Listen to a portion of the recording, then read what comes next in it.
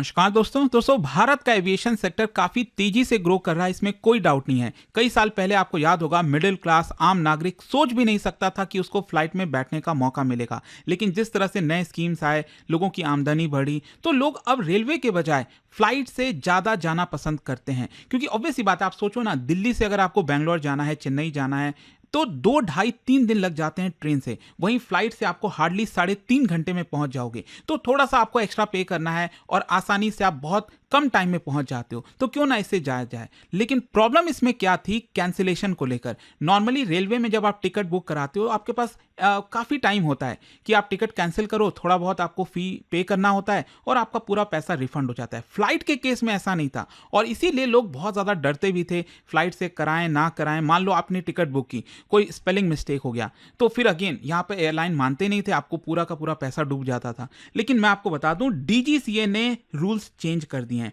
48 hour free cancellation, DGCA modifies ticket refund rules, sets deadline for airlines. और in fact मैं आपको बताऊं तो मेडिकल इमरजेंसी के लिए भी नए नियम लाए गए।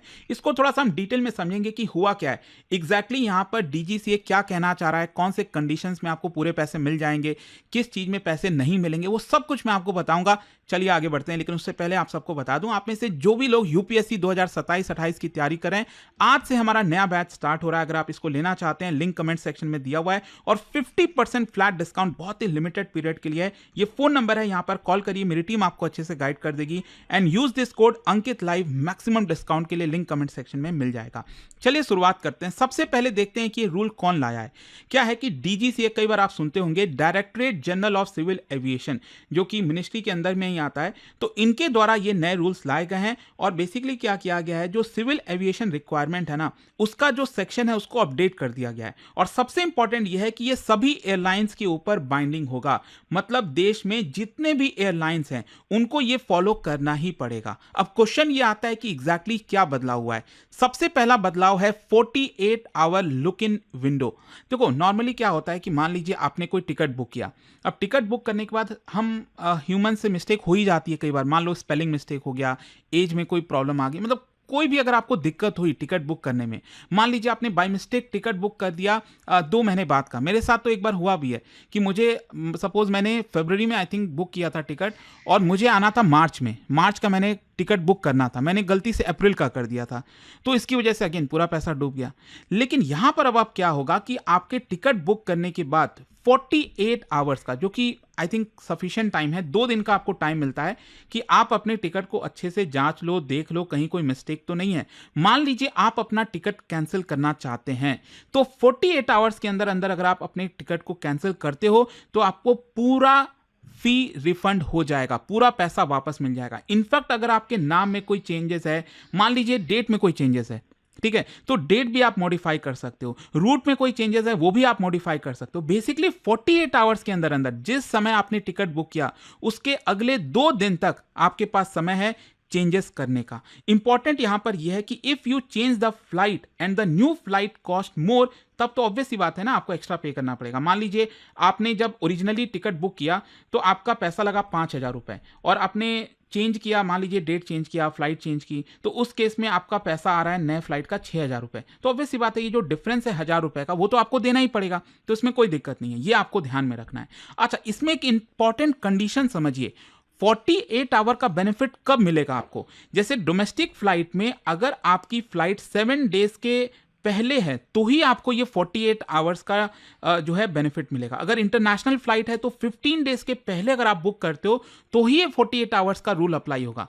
फॉर एग्जांपल अगर मैं सपोज कहता हूं आज 27 फरवरी है, जस्ट फॉर एग्जांपल आज 27 फरवरी है, आज आपने टिकट बुक किया 3 मार्च के फ्लाइट के लिए, ठीक है। अब 3 मार्च तो आपका 7 डेज के अंदर अंदर आ जा रहा है ना, तो इस केस में ये 48 आवर का जो बेनिफिट मैंने आपको बताया वो नहीं मिलेगा। मान लीजिए आपकी फ्लाइट है 15 मार्च को, तब तो इसका मतलब ये हुआ कि 7, और ये मैं डोमेस्टिक की बात कर रहा हूं, ठीक है, तो ये 7 डेज के अंदर अंदर आ रहा है, ठीक है। तो उस केस में आपको अगले 2 दिन तक बेनिफिट मिल जाएगा कि आप अपने टिकट को कैंसिल कर सकते हो, तो पूरा फी आपको रिफंड मिलेगा। और वहीं इंटरनेशनल फ्लाइट है तो उस केस में भी आपको 15 दिन पहले ही आप बुक कर रहे हो ना, तो भी आपको यहाँ पर 2 दिन का जो एक्स्ट्रा टाइम है वो मिलने वाला है। 2 दिन तक आप अपने फ्लाइट में जो भी कैंसिल करना चाहते हो, चेंजेस करना चाहते हो, वो कर सकते हो। तो ये एक बहुत इंपॉर्टेंट चीज़ है कि 7 डेज़ डोमेस्टिक फ्लाइट के लिए और 15 डेज़ इंटरनेशनल फ्लाइट के लिए। उसके पहले अगर आप बुक करते हो तो आप ये पूरा फी रिफंड ले सकते हैं। हाँ, अगर आपने 3 मार्च का फ्लाइट बुक किया है तो आपका जो नॉर्मल फी वगैरह है जो आप अभी तक पे करते आ रहे हो वो आपको करना होगा। फिर इसके अलावा नेम करेक्शन विदाउट फी। मान लीजिए यहाँ पर कोई पैसे मतलब क्या हो रहा था ना कि पैसेंजर फ्रेंडली नहीं था अभी तक चीज़ें। ऑब्वियस सी बात है, जैसे फॉर एग्जांपल मेरा नाम अंकित अग्रवाल है। अब मैंने किसी को बोला भाई मेरा टिकट बुक कर दो, वो गलती से अग्रवाल आप जानती हो पता नहीं 3-4 तरीके के होते हैं, AGGR, AGRA, AGAR, मतलब अलग अलग आपको आई एम श्योर आप जानते ही होंगे। तो यहाँ पर क्या है ना कि नेम में भी कई बार प्रॉब्लम आ जाती है। तो अब DGCA ने ये बोला है कि बुकिंग करने के 24 घंटे के अंदर अंदर अगर आप अपने नेम में कोई करेक्शन करना चाहते हो तो आप कर सकते हो। बस इसमें कंडीशन यहाँ पर ये है कि आप जो फ्लाइट की बुकिंग कर रहे हो वो डायरेक्टली एयरलाइन के वेबसाइट से किया हो जाना चाहिए। मतलब अगर आप किसी एजेंट या पोर्टल के थ्रू कर रहे हो, GoIBO, मेक माई ट्रिप, उसके थ्रू कर रहे हो, तब शायद ये अप्लाई नहीं होगा।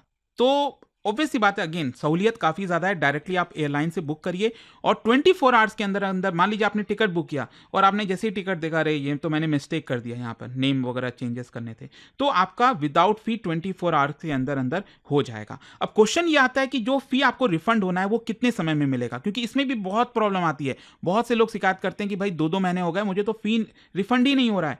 तो मैं आपको बता दूं कि यहाँ पर 14 वर्किंग डेज का आपका डेडलाइन दे दिया गया है इनको क्या कहते हैं एयरलाइंस को। और एक और चीज़ यहाँ पर, चाहे आप ट्रैवल एजेंट से बुक कराओ, ऑनलाइन पोर्टल से बुक कराओ, मेक माई ट्रिप हो, GoIBO हो, कोई भी हो, ठीक है, चाहे आप किसी से बुक करा रहे हो, 14 वर्किंग डेज के अंदर अंदर आपको पैसे मिलने चाहिए और ये जिम्मेदारी अल्टीमेटली एयरलाइंस के ऊपर होगी। So this protects passenger from long delays, जहां पर मेजर कंप्लेंट्स आ रही थी।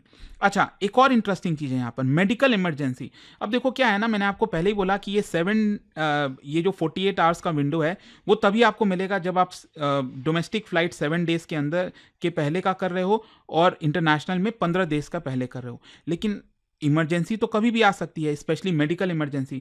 आप मान लो 5 की फैमिली हो, आपने 5 का टिकट बुक किया, अचानक से आपके घर में कोई बीमार पड़ गया 1-2 दिन पहले, 2-3 दिन पहले, ठीक है, ऑब्वियस सी बात है आप नहीं जा सकते, मेडिकल इमरजेंसी है। तो क्या आपको पूरा इतना सारा, मतलब तो लाखों रुपए खर्च हो जाएंगे ना, होता है कई बार ये चीज़। तो उस केस में आप बता सकते हो एयरलाइन को कि देखो हमारे यहाँ मेडिकल इमरजेंसी आ गई है। ऑब्वियस सी बात है, यहाँ पर आपको जो मेडिकल फिटनेस सर्टिफिकेट है, डॉक्टर से प्रिस्क्रिप्शन वगैरह, वो सब कुछ बताना पड़ेगा। लेकिन उस केस में एयरलाइन को ये पे करना पड़ेगा। हाँ, जरूरी नहीं है कि एयरलाइन आपको पूरा कैश में पेमेंट कर दे। मतलब जरूरी नहीं है कि मान लो आपने सपोज 50,000 रुपए का टिकट बनाया है टोटल अपने फैमिली का, तो जरूरी नहीं कि 50,000 आपके अकाउंट में आएंगे। हो सकता है एयरलाइन आपको उसका क्रेडिट दे दे कि फ्यूचर में जब आप उस एयरलाइन से टिकट बुक कराओगे तो फिर आप उसके क्रेडिट में से खर्चा कर सकते हो। तो ये ऑप्शन मिलेगा, या तो रिफंड मिलेगा या तो आपको क्रेडिट मिल जाएगा। तो ओवरऑल यहां पर ट्रांसपेरेंसी लाने की कोशिश की गई है। एक और चीज बोला गया DGCA के द्वारा, सभी एयरलाइंस को अपने कैंसिलेशन चार्ज, रिफंड अमाउंट, जितनी भी कैलकुलेशन है उसको बुकिंग के समय एकदम क्रिस्टल क्लियर बताना होगा। वो छोटे छोटे शब्दों में नहीं छुपा कर कि ये ऐसा ऐसा रूल है, क्योंकि हम तो समझ नहीं पाते, हम तो बस ओके कर देते हैं टर्म्स एंड कंडीशन को। उनको क्लियरली डिस्प्ले करना पड़ेगा कि ये हमारा कंडीशंस है, और उनके वेबसाइट पर भी, एयरलाइन के वेबसाइट पर भी ये सब कुछ पहले से मेंशन होना चाहिए, ऐसा यहां पर बोला गया है। अब लास्ट में क्वेश्चन आता है कि ये जो रूल है वो इतना मायने क्यों रखता है। देखो, सबसे पहली चीज, less financial risk for passenger. पहले जो एयरलाइंस हैं वो कैंसिलेशन और जो चेंज फीस है वो तुरंत लगा देते थे। आपने अभी बुक किया, मेरे को 2 घंटे बाद टिकट कैंसिल करनी है, लेकिन पूरा का पूरा पैसा मेरा चला जाता था, कोई ग्रेस पीरियड नहीं मिलता था। अब यहां पर आपको प्रॉपर 48 आवर्स का ग्रेस पीरियड मिलेगा। साथ ही साथ पैसेंजर्स की जो कंप्लेन है कि रिफंड में डिले हो रहा है, कैंसिलेशन गाइडलाइन सही नहीं है, हाई पेनल्टी चार्जेस हैं, तो ये सारी चीजें जो हैं वो अब आपको जो है उसे सहूलियत मिलने वाली है। और अकाउंटेबिलिटी जो है अब एयरलाइंस के लिए यहां पर लाने की कोशिश की गई है। अच्छा, जहां तक सवाल है कि इन रूल्स में क्या कवर नहीं है, वो मैंने आपको पहले ही बता दिया कि ये जो 7 डेज डोमेस्टिक के केस में और 15 डेज इंटरनेशनल के केस में वो तो है ही है, लेकिन इसमें एक चीज समझना है आपको कि सभी पेनल्टीज को खत्म नहीं किया गया है। अभी भी आई एम श्योर कि आपको लग रहा होगा कि यार अभी भी बहुत सारी चीजें हैं। जैसे फॉर एग्जांपल आप रेलवे में टिकट बुक करते हो, 3 दिन पहले अगर आप टिकट बुक करोगे थोड़ा सा ही फी आपको पे करना है, पूरा आपका रिफंड हो जाता है। अभी वो चीज एयरलाइन में नहीं आया है, मे भी शायद धीरे धीरे करके जो है सरकार वो भी इंपोज करने लग जाए। अच्छा, क्वेश्चन ये है कि जो नया गाइडलाइंस है वो कब से इफेक्ट में आएगा। मोस्ट प्रॉब्ली बोला जा रहा है 26 मार्च 2026 से, अगले महीने से ये लागू हो जाएगा, लगभग 1 महीने बाद। तो आई होप कि जो भी नए गाइडलाइंस थे आपको समझ में आए होंगे। जाने से पहले एक बहुत ही इंटरेस्टिंग क्वेश्चन, क्या बता सकते हो भारत का वो कौन सा इकलौता एयरपोर्ट है, मतलब पहला एयरपोर्ट है जो फुल्ली सोलर पावर्ड है, ये आपको बताना है। और इसका जो राइट आंसर आप सब जानते हैं, मेरे इंस्टाग्राम पर तो मिलेगा ही, वहां पर अगर आप नहीं हो कोई बात नहीं, टेलीग्राम से ले सकते हैं इसका सही उत्तर। और दोस्तों, जैसा मैंने आपको बताया, अगर आप यूपीएससी की तैयारी कर रहे हैं 2027-28 कोई भी साल का प्रिपरेशन करना चाहते हैं, आप यूज कर सकते हैं ये कोड अंकित लाइव मैक्सिमम डिस्काउंट के लिए। और ये फोन नंबर है, कोई भी डाउट है, प्रॉब्लम है, इस पर कॉल कर लीजिए, मेरी टीम आपको अच्छे से गाइड कर देगी। स्टडी IQ IAS, आपका सिलेक्शन हमारा मिशन।